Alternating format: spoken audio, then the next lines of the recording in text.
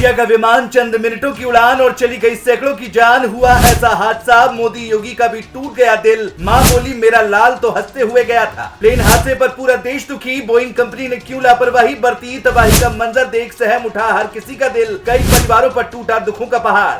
किसी ने अपनी मां को खोया, किसी ने हादसे में घर का चिराग गंवाया। नहीं हुआ पीएम मोदी से भी बर्दाश्त, घटना स्थल पहुंच लिया अफसरों से हाल छलक उठे आंसू। वो तो बस चंद मिनटों की उड़ान थी, लेकिन किसे पता था कि ये उड़ान ही आखिरी होगी। ये बात इसलिए क्योंकि अहमदाबाद में हुए प्लेन हादसे ने सबको हिलाकर रख दिया है।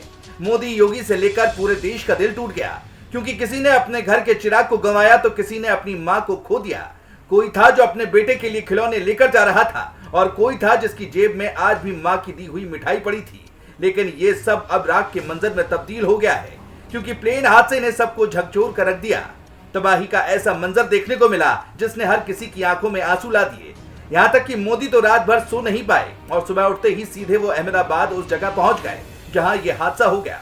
इस दौरान पीएम मोदी की आंखों से भी आंसू छलक उठे, क्योंकि रूह कपा देने वाला मंजर मोदी के भी सामने था, जिसने योगी को भी रुला कर रख दिया।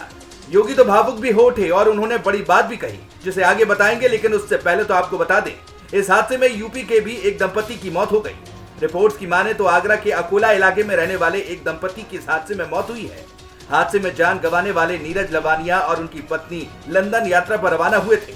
नीरज वडोदरा की फेदर स्काई विलास कॉलोनी में अपने परिवार के साथ रहते थे और एक कंपनी में मैनेजर के पद पर कार्यरत थे। जानकारी के मुताबिक गुरुवार सुबह करीब 9 बजे नीरज ने अपने भाई सतीश को फोन कर बताया था कि वे टैक्सी से एयरपोर्ट के लिए निकल चुके हैं। इसके बाद से परिवार का उनसे कोई संपर्क नहीं हो सका।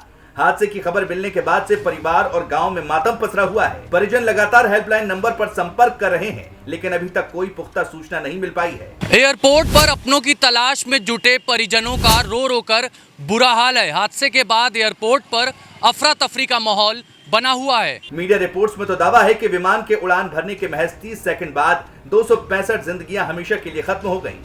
विमान में बैठे लोग और जहां विमान गिरा वहां मौजूद कुछ लोगों की भी जान गई। यात्रियों के शव तो इस कदर जल चुके हैं कि उनकी पहचान करना भी मुश्किल हो रहा है। डीएनए टेस्ट के जरिए उनकी पहचान की जा रही है। इसके लिए परिवार के सदस्यों के सैंपल लिए जा रहे हैं।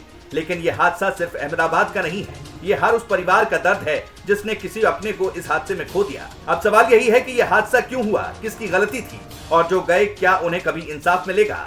हालांकि इस हादसे पर और बात करने से पहले बोइंग के विमानों का जिक्र जरूरी है। 2018 से 2024 के बीच दुनिया भर में बोइंग के कई विमान हादसों का शिकार हुए हैं, जिसके बाद बोइंग कंपनी सवालों के घेरे में रही है।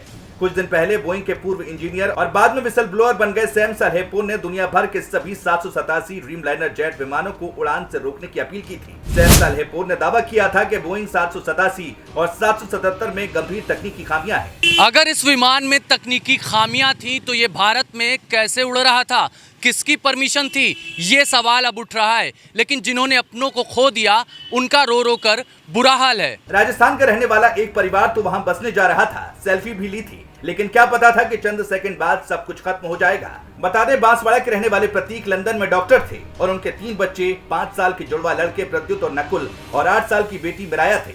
विमान के उड़ान भरने से पहले परिवार ने एक सेल्फी ली थी, जिसमें एक तरफ मुस्कुराते हुए माता पिता और दूसरी तरफ बच्चे थे। कुछ ही मिनटों बाद ये त्रासदी हो गई। हालांकि इस हादसे से हर कोई दुखी है। पीएम मोदी ने घायलों का हाल जाना है, जबकि योगी ने अपने सारे कार्यक्रम रद्द कर दिए हैं। बताया जा रहा है कि योगी इस हादसे पर बहुत दुखी हैं। उन्होंने परिजनों के प्रति संवेदनाएं भी व्यक्त की हैं, क्योंकि योगी ने इस हादसे में अपने करीबी गुजरात के पूर्व सीएम विजय रूपाणी को भी खो दिया है।